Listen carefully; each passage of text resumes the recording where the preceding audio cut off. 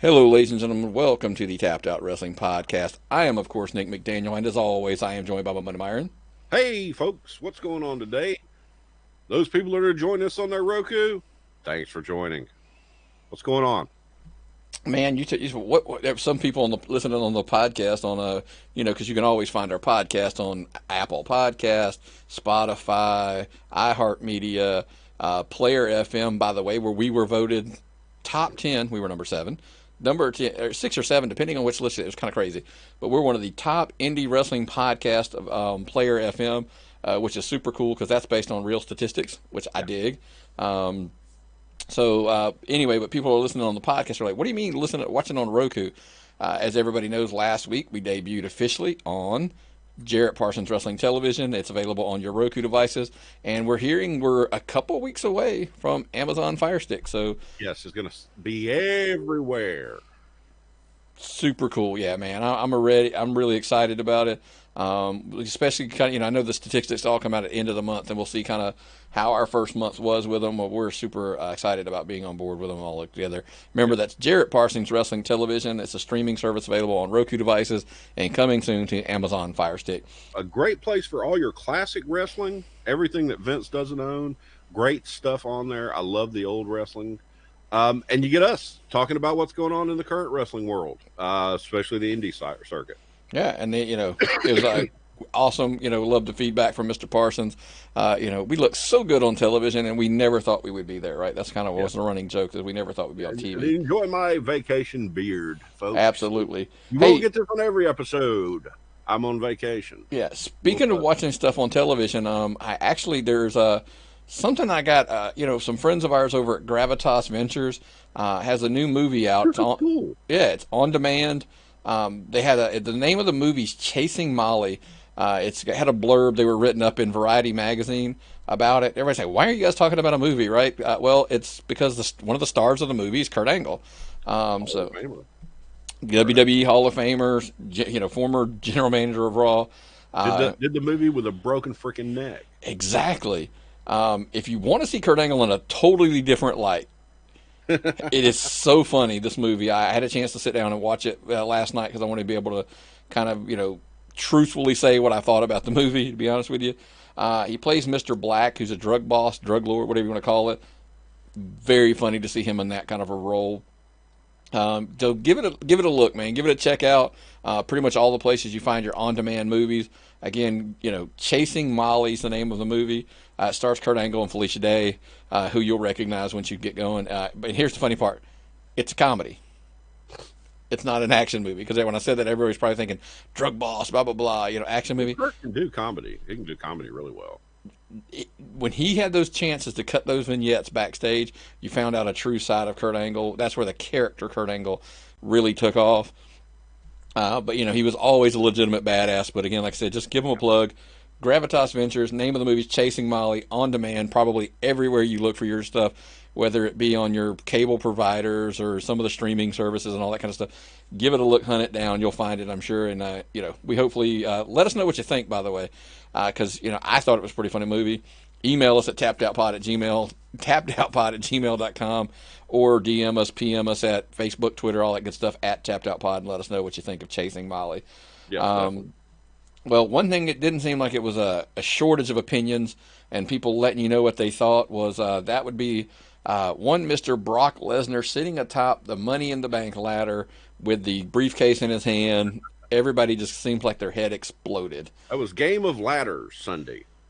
Jeez. Nobody was happy about anything happened Sunday night except maybe me, because Game of Thrones apparently disappointed people and wrestling disappointed people, but you're talking about it. That means they won. That means Vince did something to make you talk about his product. You were saying, nobody's watching it. Well, ratings went up. Mr. Lesnar is money. And that's just it. He's a box office draw. People, I get it. They were like, oh my God, here we go. Same old, same old. He didn't even compete in the match. It wasn't fair, and then there was the rumors that came out of, they didn't even tell the wrestlers that who was winning. Everybody thought Ali. Okay, if they didn't, I tell you what, they told Ali, because he's paused at the top. when Brock Lesnar's music hit, if he didn't know if he thought he was supposed to win, he would have just he was right there. He could have just went click, unhooked it, and he would have been a winner. Exactly. He knew. Yeah. Now, it was a good ladder match. There was a lot of brutal spots. We'll get because they did a lot of stuff on that card. I mean, you run down every match. They were physically intense matches. Yeah. So it wasn't your same old card like everybody's trying to claim. Especially, here, let's back up because I don't want to I'm going to touch on this on the women's stuff next, but everybody talking about Brock Lesnar winning. Oh, I'm not going to like you said. I'm going to stop watching. Blah blah blah. Raw's viewership was up. I don't want to get into ratings because I'm blunt when I tell people I don't know that anyone actually understands ratings unless you're in television, and even some of those people tell you don't. It still doesn't make any sense. You be concerned with the viewership is still a number to be paid attention to, but the big thing is are you in the top 5 TV shows for the night? Yeah. And it's a friend of the show, Greg DeMarco over the chairshot.com is always writing about that. It doesn't matter. He, on Twitter, as long as you're top 5, you're okay. Because that means everybody's down. Yeah. But if you're still in the top 5, you're still doing what you're supposed to be doing. You just don't want to be, if you're number 8, number 9, okay, yeah, there's a little bit of concern. And there have been weeks where that was the case. Yeah. But I'm just pointing out that don't get hung up on ratings and viewership. Because we don't care how many people. I asked anybody the other day, we were joking about it when they were talking about how bad viewership is. I was like, what's Game of Thrones? How many views what are their viewers? No, I don't know. What did Big Bang have we know for the finale? I don't know. Well, okay, why is wrestling the only show that we concern ourselves with ratings and viewership? I think it's that weird thing. It's just kayfabe. It's a metric people try to use. It's like the only way I can determine who's a victor in this is rating. Mm-hmm. And what we proved with even with just viewership and stuff with it bouncing back, because for weeks everybody got to say, this is why numbers are down. Okay, well, after Money in the Bank, the follow-up of this hate, everybody's like, it was a good pay-per-view. Yeah. Anybody right now crapping on any product just because they're a fan of the other one, to me, doesn't make sense. No. Especially if you don't watch it. If you didn't watch it and you just saw like pictures or posts on Facebook, sharing them and then making fun of something, you're making this word is going to offend people. You're ignorant. That's an ignorant post. If you watched it and you didn't like it, you can have an opinion. We've always said that. But if you didn't watch it, you don't have the right to post about it that it was stupid because you didn't watch it. You based it off somebody else's opinion. And if you want to be a sheep, that's fine. But that's what those people are. And you don't have to tear down WWE for AEW or for Impact or for Ring of Honor to be good. And you ready for this? Vice versa. Yeah. WWE fans need to stop tearing down Impact, AEW, and Ring of Honor stuff to try to make themselves feel better about being WWE fans and not the others. I mean, folks, we used to have to hide the fact we were wrestling fans. Now we're fighting among ourselves. How sad is that? You didn't tell people you're a wrestling fan because you like that fake shit. You stupid. Right. And now that we can be wrestling fans out in front of people again, since like it was in the boom, now we want to tear each other apart. Yeah. That doesn't say good things about wrestling fans. And it also, in my opinion, personally, it makes you look bad. Yeah. But anyway, I digress. So we were talking about viewership. I think the suspense of Brock Lesnar with the briefcase, because he's not champion. He's a specter hanging over everything they do now. It's awesome. Everything. Even to the point, by the way, you want to talk about now we know why. I'm going to backpedal up and say we know why. Kevin Owens isn't going to the Saudi Arabia. We're not going to go down that rabbit hole. So that's why we got Dolph Ziggler. But the Dolph Ziggler angle happens because of the looming of the beast over cashing in. Had Kofi Kingston, distracted on SmackDown, so Dolph Ziggler attacks, and everybody wanting more attention to the guys getting, going to give more guys a chance. You should be all over this. You should be thrilled that Dolph Ziggler is getting another, shot at the Saudi show. Yeah, I mean, it's you're getting to see people you hadn't seen on TV. Yeah.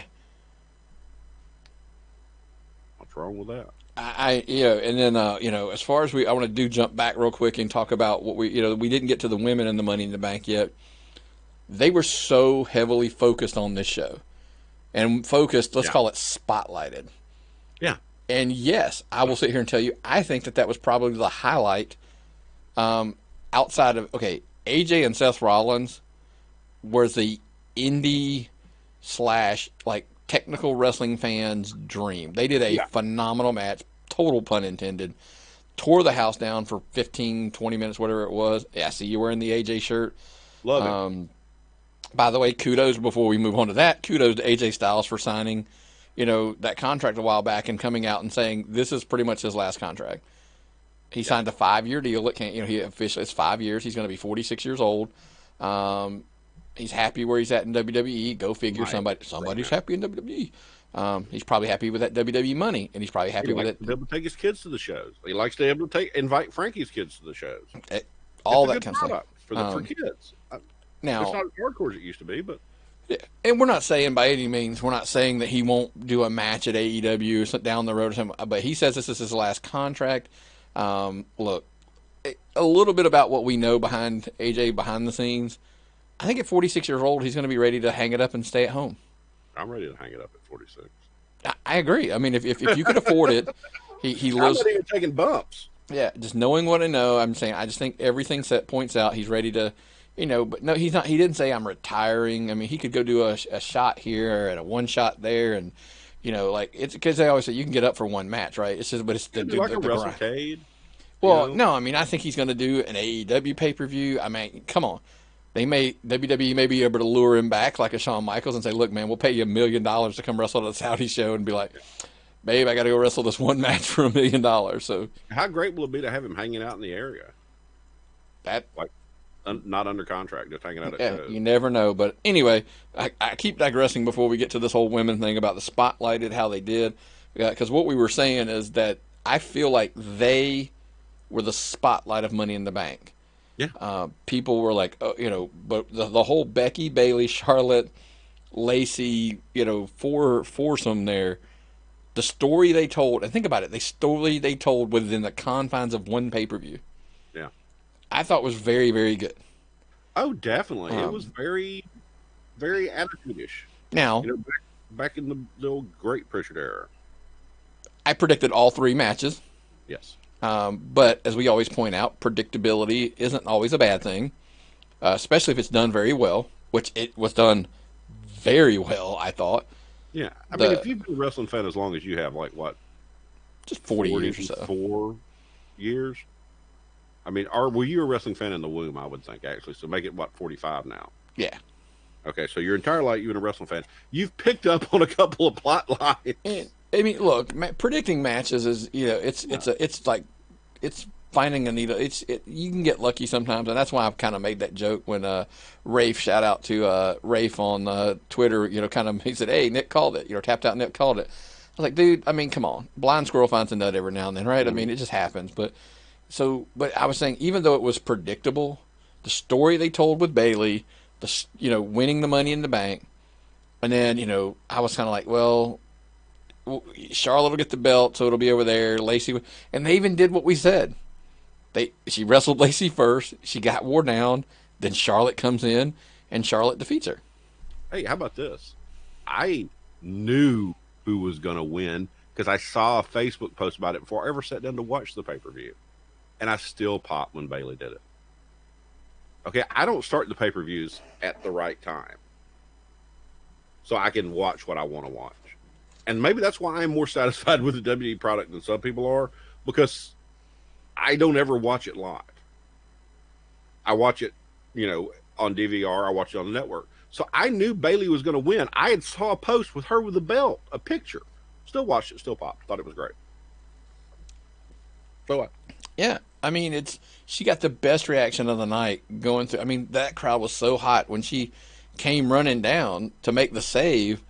Everybody kind of saw this is where this is going to, but it didn't matter. When she picked it up to think about it, the crowd's going bananas. She hands in the briefcase. Crowd pops again. She drags her over. She, hits the elbow. She climbs the ladder. She's on the ladder. She or she cashes in. Boom, she's champion. Yay! The How crowd goes about nuts. this? She took advantage of a heel that was down in a very, I mean, that's almost a heel move to have somebody down and out and you just come in and cash in and pin them. Okay, that's not babyface Bayley. That's a harder core Bayley we've ever seen before. The only knock I have on that is they typically they have to let them get up to their feet to start the match. And the referee didn't. And of course, Charlotte was gold. She hashtag fair to, not fair to Flair. Charlotte's great. Yeah. So she understands. Which brings me to another thing I wanted to ask you about. I read a good article by Goose Mahler on the from the GorillaPosition.com, friends of ours. It's the Casual Sheep's the main name, and then there's subtitles. The female evolution is over. Get real. I know we'd heard a while back everybody's like, oh, WWE's blaming the ratings on the women, being such the focal point. That's probably what's wrong, and so that they're ready to kill the whole women's evolution. Just real quick, I wanted to point out I think that's a total mistake if everybody thinks that women's wrestling is in a bad position. Because I'm gonna say a promotion, give you some things, and let you. What are your thoughts? So Impact, Jordan Grace, Taya Valkyrie, Gail Kim, Tessa Blanchard, Kiera Hogan, Su Young. I mean, there's on and on the stacked roster that they have. I mean, hell, Gail Kim came out of retirement, had that match with Tessa Blanchard that tore the house down a while back. I mean, it's a pretty stacked thing just in Impact alone. I think it's maybe the only thing keeping Impact still on life support is they've got a dynamic women's division. It's the best thing they've got going. I mean, they've got some great guys, but the women are the ones stealing the show over there. Yeah, and they might be in a lot worse shape if they didn't have that Knockouts division. And I know Ring of Honor struggled there for a little while. I bear with me. Kelly Klein has been on a roll for a pretty solid couple years now, and she as the Women of Honor champion. But the recent additions, and they're relative recent, by the way, of Allure, Angelina Love, Velvet Sky, Amanda Leone. I mean, they're bringing in some more. The feud's working there. I think they're on a roll. They're going to be fine in their women's division as well. I think that what Ring of Honor is learning is because Women of Honor always felt like a little bit of a niche to the side. Yeah. That maybe that we can blend this into our show and it'll break up some of the, same, because a lot of their matches are the same. We hate to say that, but it's true. They've got some cool stuff that does stand out, but it's the same people that anyway. Let's not digress. Too much spots, not enough stories. Yeah. Then you go to NXT's roster with Shayna Baszler at the top, Maya Yim, Candice LeRae, Deonna Purrazzo, etc. Just on and on. They're stacked down there as well. Yeah. And on top of that, by the way, Raw. We just talked Raw and SmackDown rosters. We've rattled off names. With everybody goes, oh, they're top heavy. With Bayley and Charlotte going to be the tops over on SmackDown. Lacey and Becky are now clearly going to be the tops on Raw. But Jesus, man, even stuff like Naomi, Dana Brooke, Alexa Bliss, Mandy Rose, on and on, and we haven't even talked about if Sasha comes back or whatever. Yeah. It's the women's revolution is far. It's far from over. Yeah. The only place that people say it struggles, I think, is the Indies, and I think they're wrong. Well, we know the fact indie women get higher payoffs for the most part than the men do because there's not enough of them. So if you bring in a woman for an indie show, they typically do real well. And the great part about what WWE is they're so stacked that they have the stars of tomorrow already there getting experienced. Okay? They're working up Sonya Deville and some of the other ones to come up the ladder to be the big deal later on. It's terrific. I agree with you. But hey, so if you think the women's evolution's over, just sit back and enjoy the ride because it's going to be here for quite a while. I do want to mention, because I'm being fair here. There's some tough news for Impact that it sounds like I'm dogging them, which I'm not. We mentioned Jordan Grace earlier. Some of the knocks lately on Impact has been, for one, this was straight out of WCW's book. Yeah. Jordan Grace has apparently been wrestling there. She did sign a new one recently, by the way, but apparently had been wrestling this whole time without a contract. She never actually signed it. Well, that was smart of her because she had to make sure she got a platform to elevate herself, and she had to make sure they were going to be able to pay her, and she made herself into a product they're willing to pay for. So, yeah, I agree with what she did. I don't agree with the fact that they didn't go ahead and get a contract on somebody. That's bad business. That was Chris Jericho tells the story of how he wrestled, and he was like, "Oh, well, they kept trying to get me to sign my contract, and they basically dodged it for week after week after week, and hey, we got to get you signed." And that's like I said, this was, it's not a good look. Let's just go with that. It's just not a good look. Not professional. And speaking of not a good look, well, let's while we're talking contracts, I'm gonna also throw this in here. It's not really huge news, but I want to be fair. So we got to ask ourselves, and where do you stand on this equation with contracts? Should people be allowed to be let out of their contracts, or are companies bad for holding them in their contracts? So Luke Harper not being allowed out of his contract. Well, Nick, why are you mentioning Luke Harper being? Because everybody bashed the WWE, said they should let him out. Sasha should be let out of her contract. Yeah. This guy, that guy should all be let out of their contract. Well, to be fair now, I'm going to ask, and tell us if you think we're right or wrong. You can @TappedOutPod on Facebook, Twitter, Instagram, all that good stuff, or email us at tappedoutpod@gmail.com. Where do you stand as far as WWE holding people in their contracts? And the reason I'm asking that question is because apparently Killer Kross and Scarlett Bordeaux have asked out of their contracts. Yes, they have asked out of their contracts. So if you're of the stance that WWE is wrong for not letting people out of their contracts, and we're being led to believe they are not going to let Killer Kross out of his contract, I need the rage to hit Twitter and Facebook that Impact, should let him out of his contract, and they shouldn't. Now, I'm of the other. We've both said, I think we're on the same page. I'm a pro football, blah blah blah contract. You got your contract, dude. Write it out. You signed the deal. You signed it. In nowhere else in the world are people just let them out of their contract. Oh, no, their business. Just, oh yeah, you can go. That's fine. No other business runs that way. And it's a business. It's the McMahons did not get rich off feelings. Okay? So when they don't let somebody out of contract, it's no different than when Impact doesn't let somebody out of a contract. The only problem is the WWE is hated by all these indie fans. And even a lot of the WWE fans hate them. But it's a business. You can't let Impact do something that you raised hell about the WWE doing and not do the same thing. It's totally biased.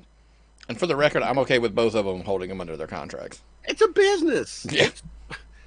No other business in the world. Other news coming out of there, speaking of business, let's backpedal up and just say, for the record, we know that we just talked about the women's division that you love at Impact, and we know I'm a fan of Impact as well. I think they deserve better than what they're getting from the channel they're on. I know they're on Twitch, and they're doing a great job with that, and that's the cool thing. Luckily, they have Twitch, because last week, Pursuit went to a commercial during the main event and just never came back. Wrestling is one of the rare things that's always going to have TV contracts. Look at Lucha Underground. It's gone. It didn't have it. Well, it had a TV contract on El Rey. But they ran on, the most people that saw them watched them on Netflix. You have to have television for wrestling. You'll never get away from television for wrestling. Twitch is great. Being on Twitch is cool. You're never going to get famous on Twitch in wrestling. Now, you might be for other things, but wrestling is a whole different animal. I really believe that for big time success, you always have to have television in wrestling. See, I disagree in the sense, I think you can survive on a streaming service of some kind if you're generating the revenue out of it and you're doing the proper business model. I think you have to be able to advertise your streaming somewhere, and that's on television.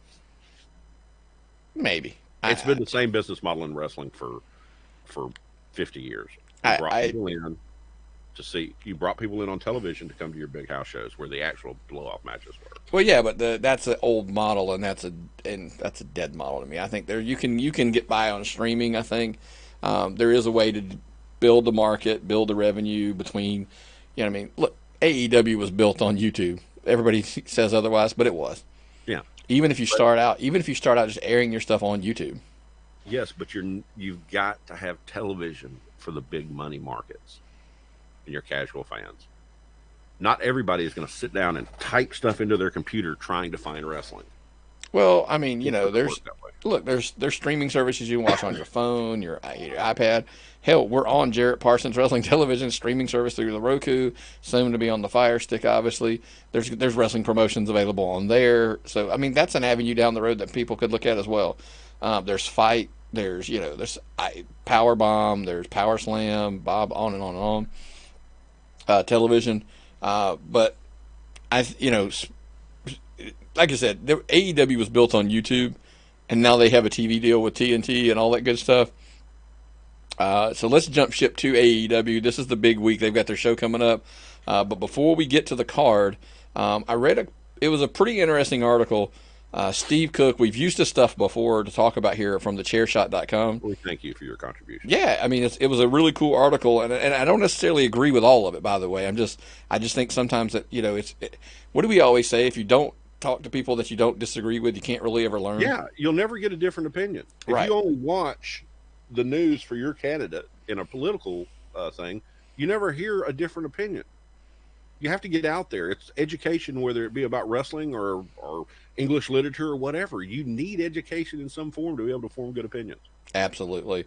So let's kind of run through it real quick. It was Steve Cook's top 5 concerns. Top 5 concerns about AEW All Elite Wrestling.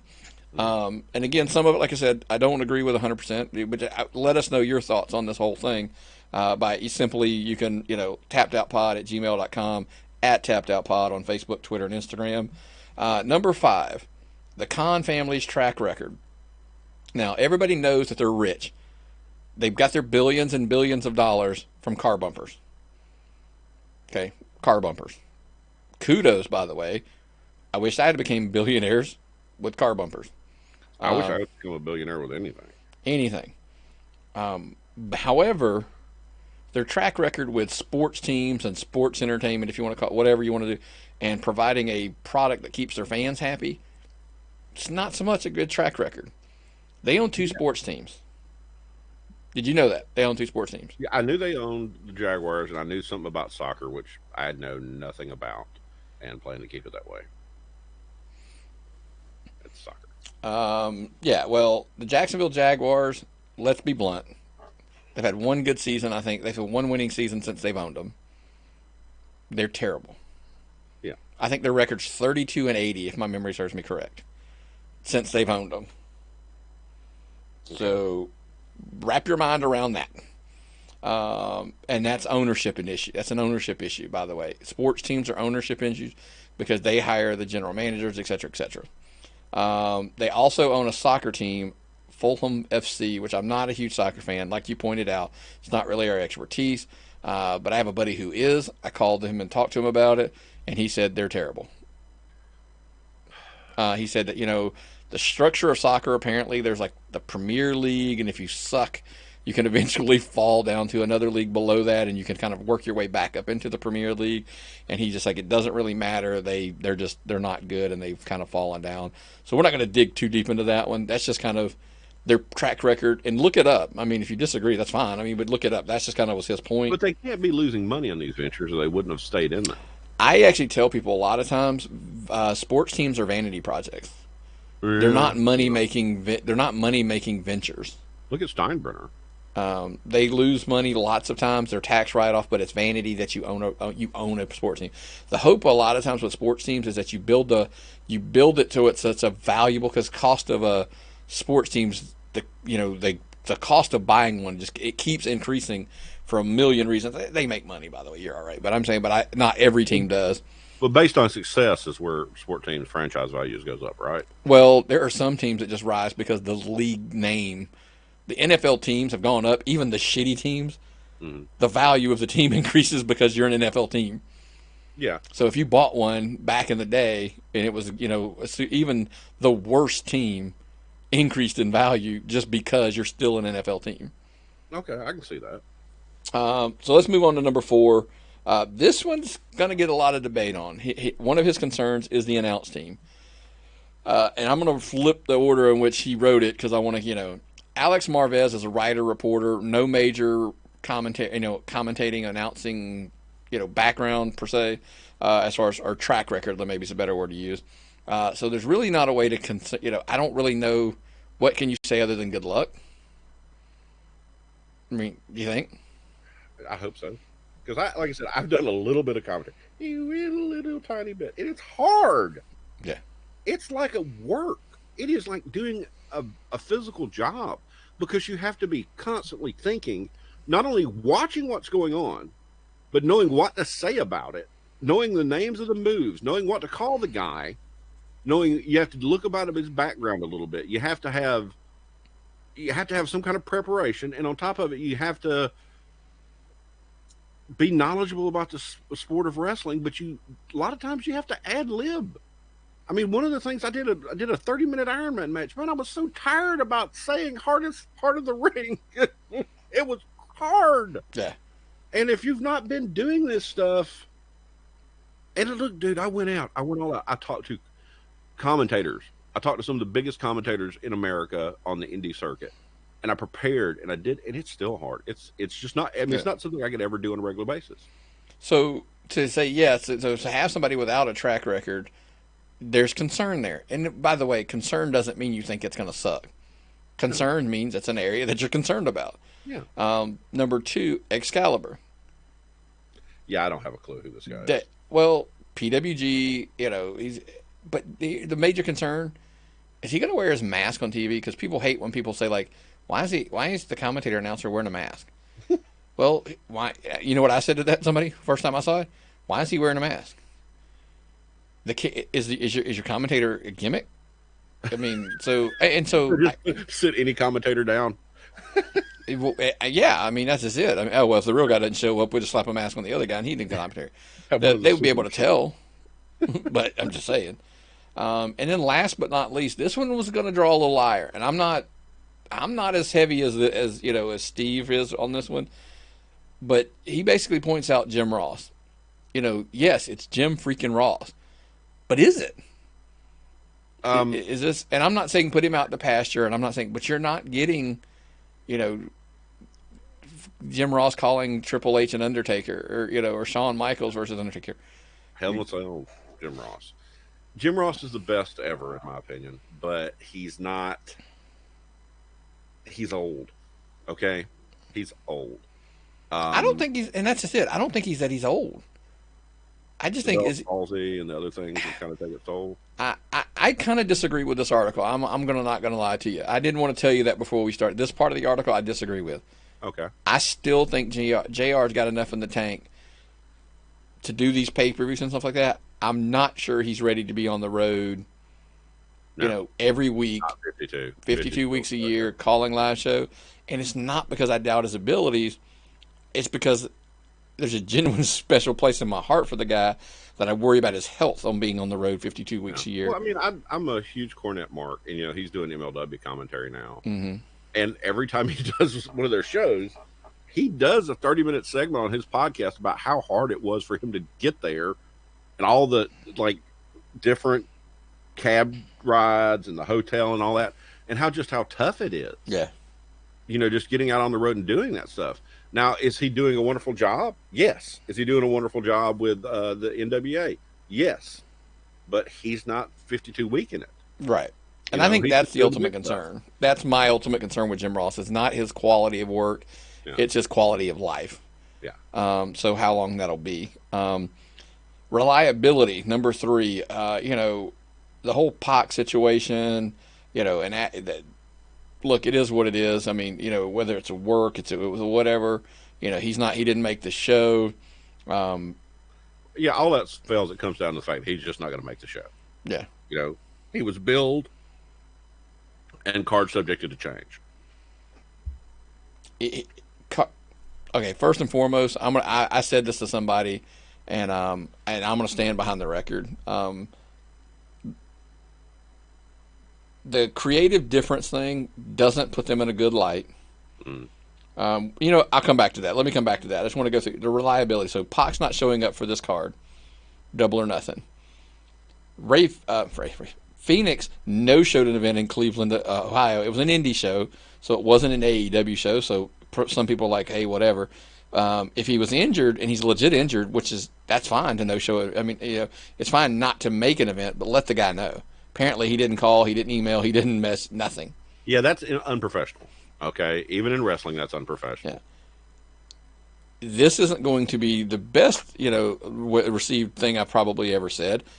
AEW can't handle it can't handle multiple no-shows or people not making cards, or it can't, in my opinion, this card can't handle one major no-show or something happening.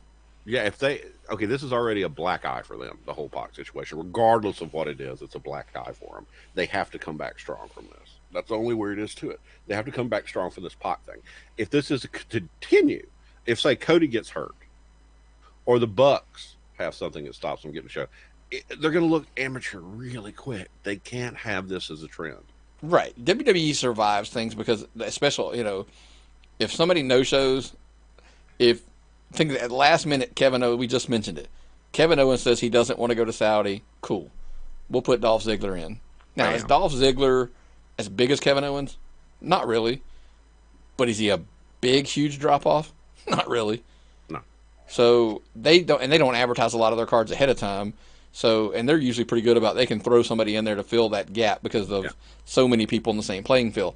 If, like you said, if Phoenix is injured and can't make the show, the Lucha Brothers aren't wrestling the Bucks. You're getting Penta and somebody else, right? Yeah. Who is that? I don't know. Anyway, down the road we'll figure that part out. Number two is we need to speed this up a little bit. The amount of WWE mentions. This one I'm not going to spend a ton of time on. Mention yourself and not the competition so much. On the show. That was very WCW back in the day, speaking of which. They used to talk about the WWE, well, it was WWF at the time, whatever. To the point where we felt like, yes, he said, Steve Cook brought up, they felt like they talked about the competition more than themselves. Yeah, that happens. This goes back to what we talked about earlier with fans tearing down the competition to make themselves look better or their favorite promotion looking better. At some point, you've got to promote yourself and then make yourself look good. And last but not least, work shoot angles. The whole thing with the, Pac was they basically created this work of, it was creative differences. It wasn't creative differences. There's been other rumors out there of what it was. I read on the chairshot.com website, they had an article saying that, rumors are it was a visa thing. Well, okay, here's the simple fact. If it was a visa thing, why not just say it was a visa thing? It's happened before. It'll happen again. People understand. They just move on. The Pac looks bad doing the creative differences thing because he doesn't want to do the job. Well, then rumors are coming out. He was going to win anyway. So now that story doesn't wash. If you were trying to set him up as a heel, I think it might have been a real heel instead of like a heel, like a work heel. Yeah. So, thing is don't blur the lines too much, right? Yeah. This is an HR and a PR situation. They got to figure out how to manage this kind of stuff because it's going to happen because wrestlers are wrestlers. They're going to have to come up with some ideas of how to hold these people and get everything going. All right, so let's real quick flip to the positive. They're having a hell of a pay-per-view this weekend. Yes, I am so psyched. We got the StarCast, which is going to be huge. Unfortunately, Flair won't be there, but then we just want Flair to be alive right now, so that's all I'm focusing on. Dylan is going to be out there. Nathan's going to be out there shooting. Nathan Mowry. Mm-hmm. Dylan Freimer, Sunny Days is going to be in that Battle Royal. We've got our fans Hoop and Jay-Z going to be out there. It's great, man. We'd be there too if we didn't have kids graduating. So 100%. I mean, we're going to get Jericho Omega finally, the rematch. Yeah. Which is going to tear the house down. People can go ahead and, I know everybody thinks this match. Okay, that's the match I'm looking forward to the most. Jericho Omega, period. Cody versus Dustin. They've done. I knew that was your. Yeah, I mean, they've done a hell of a job with those promo packages. Yeah. Dylan. Yeah, I'm just saying they've done a good job in building the hype to it. You know, that's just my opinion. Bucks and Lucha Brothers, I know, is kind of one of the big, It's an indie. It's an indie. indie-tastic match. Yeah. So give it a watch, man. Bleach Yeah. is. This is a worthwhile investment. I'm telling you, folks. I agree with all the way from Maybe Starcast. we'll turn it on during the graduation party on the big screen. I wonder if they'll let me if I could buy it and then shoot it up to the jumbotron. No, I'm just kidding. Well, luckily my graduation's Friday, so I don't have this issue. I'll probably come on over Sunday for the graduation party, and I'm going to get a bunch of beer. We are coming Sunday, so there's that. So I'll see you Sunday. We'll try to get it on the TV and watch it there. Yeah. So obviously we're not heading out there, but like I said, give it a watch. I think every wrestling fan should give Double or Nothing a look. I mean, this is what you've been waiting for. This is what we've all been waiting for years, right? Is everybody's talking about the hype of WCW's, or WWE's finally getting competition. Support them. Don't bootleg it. Don't watch it for free. Yeah. You're part of the problem if you're bootlegging it and watching it for free. This is my thing. It's just like politics. If you don't vote, you don't have a right to say anything about what's going on. And it's the same thing with this. If you're going to complain about wrestling, but you're not going to watch this, you don't have a voice in the whole thing. Yeah, okay, I'm sorry if you can't afford it. That sucks. What? Get 4 or 5 friends together and go in together and watch it. Yeah. We used to do that when we were teenagers and and in college. Everybody be like, "Dude, I can't afford it on my own. Dude, I can't afford it. All right, man. Well, let's all go to such and such's house and everybody, give him cash and he can buy it and it'll pay him back. And we used to do that all the time. Yep. So it can still be done. Mm-hmm. But man, let's take it to the local level. This is the part when we talk a little local Georgia indie wrestling. There's nothing been hotter than this. And by the way, it's like it was never meant to be that way, right? Mm. The biggest controversy, it seems, right now in Georgia wrestling is GeorgiaPremierWrestling.com. Mm-hmm. I know Stephen Platinum talked about it. I know Gary Lamb of Southern Honor Wrestling is going to be on the 60-minute Broadway with Gunnar Miller. I got to watch that. I do watch it. Gunnar, it's really good. I actually dig it. I'm not afraid to people always ask me you don't support your competition. I do support. Because I don't mean this in a bad way from us or them. I don't look at them as competition. They're just other people doing a thing. Well, we're doing something different. They do a video show that's done by a wrestler, an insider. We do a video and podcast that's done by 2 guys that are just wrestling fans. It's a different take on it, and I got to admire him because he's doing a really good job. He's drawing a lot of viewers, so kudos. And he's Gunnar freaking Miller. He's one of the best wrestlers in the in the Southeast. So anyway, everybody always talks Stephen Platinum. He's an expert on Georgia wrestling. He actually run a promotion. He's a critic. He is it's I don't know if it's his gimmick or it's the real deal, but the guy can criticize anything, and he's good at it. And I don't think enough people. They're scared to stand up to the guy because he's so good. He'll eviscerate you. So he's a genius. Here's the biggest thing that I had against this whole controversy this week. This has been out for a while. Yeah. And here's the funny thing. Everybody, it was an interview that I had with Gary when we talked about the whole Kenny Omega, Chris Jericho, Cody at Southern Honor Wrestling's last show. Mm-hmm. He kind of threw it in at the end that you could buy your ticket. I said, get your tickets at SouthernHonorWrestling.com. And he just threw it in there. And you can get them at GeorgiaPremierWrestling.com as well. Okay, for first foremost, okay, he had even said this before on another episode that I had done with him. And most people don't even remember this. I remembered it back then.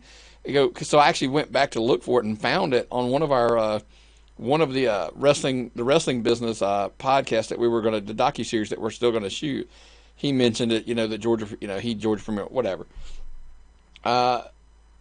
Everybody just blew up on it, man. Commenting on it. People we know, people I consider friends. I'm like, look, what's your take on it real quick before I go too far? Well, before we do anything, let me just pull it up and see what happens. Okay. Georgia Yeah, I mean, go ahead. I tell you, because while you're typing, I'll fill in the gap here. If you go into your Google machine and you type in GeorgiaPremierWrestling.com or type it in the URL up at the top, what it actually does, I want everybody, because everybody blew up and said he bought the website. Okay, I'm really going to nerd on you for a second. He didn't make a website. He bought the URL, which is the web address, and he made a redirect. Yeah, and you go to amazing video about Southern Honor Wrestling. No mention of Georgia Premier. This is absolutely no deception or anything else. It's straight to their website. Okay, it's straight to their really well done, amazing video, colorful website. It redirects you to southernhonorwrestling.com. Doesn't say anything about No. GeorgiaPremierWrestling.com. This Now, is not any kind of deception. if you want my take on it, it's a rib. It's a great rib. Okay? It's a really, really great. Now they need to update their next show on here, folks. No, that's my thing, but you can buy your tickets there and all that good stuff. But my point was simple. This to me was a rib, and the best thing that GPW could have done was no sold it. Yeah. Well, their fans don't buy tickets online anyway. They tried to get online ticket sales set up there, and fans wouldn't do it. They complained, so they abandoned it. But so look, I've got 3 older brothers. I learned a long time ago, if you sell it, it ain't gonna stop. If you no sell it, it'll just roll. It's simple. Okay, it's simple. If you're dealing with and this is what my theory about platinum is too. If people complain about platinum bullying, okay, you either ignore him, and it doesn't get any say, like the promotion that was faking their numbers. Okay, platinum put up a video, it got 200 views. Called them out for faking their numbers. They put it up on their Facebook page that had 2,000 or something fans about faking their numbers. 10 times. 10 times the people you put it out in front of. And it's your audience. It's to your audience. Those people, I would say maybe 20 people out of those 200 that watched that video knew were their fans. It doesn't work that way, folks. No sell it. Okay? Fight back logically, which nobody can or nobody has, or you use it to your advantage. Gary Lamb has turned this into an us against them situation, which have empowered all his fans to be like, we're gonna crush them all, and everybody else is like, well, you're not a good Christian. This is what Gary does. Okay, he does an us against them vibe, and it works. This man does so much work for charity in Canton, and he does so much good stuff. And a lot of it is an us against them mentality. His church, the people I meet from his church, are super loyal to him and what they are doing there. You have to know Gary. I'm not a religious person. I like Gary. Gary doesn't try to talk to me about religion. Gary tries to talk to me about being a good human being. But this is wrestling, folks. Okay, nobody, you don't get rich in wrestling, or you don't get popular in wrestling by being a good person all the time. It's wrestling. And Gary didn't do anything wrong. No other corporation in the world just lets their domain names just lay around. No, and it's funny because that's the thing we talked about, because you asked me when we started this, even as a hobby, I was like, tappedOutWrestlingPodcast.com. I went and bought it. Then we got into the branding thing, and we were going to go, hey, everything's going to be at Tapped Out Pod. The email, the Facebook page, the Twitter page, the Instagram, the Snapchat. We don't even do Snapchat. But guess what we have? Tapped Out Pod is our Snapchat thing. Just because I didn't want anybody else to have it. Yeah. Because then somebody's like, oh, if you ever did take off, then boom, you would need it. And we did something on a pre-show, and we're not going to name any names here, but we went around trying, and you looked at the domain names for most of the promotions in Georgia and found out that most of them are still wide. So if you want to know, patreon.com/tapped-out-pod. The pre-show will be there. I literally sat at my keyboard and typed in, a lot of the Georgia wrestling indie promotions, names, and I mean, I did different things. I did their Abbreviation. the abbreviations for their names. I did their full names, just trying to see. And guess what? Lots of them are available, guys. It's like $10 to just buy your domain name. It's not that expensive. And like I said, and even when we do other podcasts, I have my domain name. I have MyronFan.com. I don't have a website yet, but I have it in case I ever want to do something with it. Yeah, I mean, it's just nuts. But hey, anyway, my thing is just it's like I said, I was just trying to get to the point of Business. it's okay. It was a rib. I'm not gonna lie to you. I don't look at it beyond that, and I don't know. I get the whole it wasn't deception. I just think would I have done it? Maybe not, but that doesn't mean that it's wrong. It's funny. It was. There was a part of me that found humor in it. And here's the thing: there are people in that other promotion that I consider friends. I do. I'm not going to say their name, but I mean, I do. I really think there are people involved with that other promotion that I think are friends, or friendly. Maybe that's. I don't know. Friends is maybe this. I think so. Maybe don't think that in the reverse, but I do think. I would consider that person a friend. So just saying. So yeah, I mean, I don't quite get everybody wants to like, hey, we're all going to play along, we're going to get nice. Well, then people start getting a little dirty, and people are like getting a little, and then somebody does something that's to this level. That's all it is. It just got real. I mean, and it was just, but it was when I mean real, it was real funny. I mean, yeah. So, and it's not something I guarantee you, had they no sold this, that would have probably never been mentioned again. It would have just faded off into the black. He fed the monster, people. So, but anyway, on your energy, he feeds on your hate. He's like the Emperor Palpatine, for Christ's sake. Silly, it was silly. It was what it was, man. Your butt hurt only makes him stronger. Constructively, if what are your thoughts? Email us at tappedoutpod@gmail.com. What do you think? Was it wrong? Was it right? DM us, PM us on Facebook or Twitter. Let us know. You share your thoughts on it. Everybody seems to have an opinion on it. Before we take off and get out of here, I do also want to throw in our plugs that we always try to do. Check us out at patreon.com/tappedoutpod. Try to get everything early. Our interviews are starting to fire back up. We've got a bunch of them coming up this week, so they'll fire back up. We apologize, guys, just to be blunt. We fell behind, with the Jarrett Parsons TV stuff kind of getting fired up. Some stuff we're going behind. Check us out on Jarrett Parsons Wrestling Television on the Roku, or coming soon to the Amazon Fire Stick. But of course, if I'm a podcast, guys, what you're listening to us, make sure you subscribe to us on Apple Podcasts, Spotify, iHeartMedia, our friends. Everywhere. Yeah, Player FM, all your favorite places. Check us out. Subscribe. That's what we always tell you, man. Always subscribe and give us a 5-star rating review. We appreciate it. And then, of course, like I said, we mentioned at Tapped Out Pod on Facebook, Twitter, Instagram. Give us a follow, give us a like, whatever the hell they do on those places. And, of course, if you really want to support us as well, ProWrestlingTees.com. Go over to ProWrestlingTees.com/Tapped Out Wrestling Podcast and get a shirt from us to help support the show. Well, Myron, we're going to wrap up here and get out of here. But before we do you what you got? I mean, you got anything else that I missed? No, it's been a great week as far as controversy and complaining and butthurt in wrestling, and all the way from the WWE to here in Georgia. So support what you like, ignore what you don't. I agree with you, man.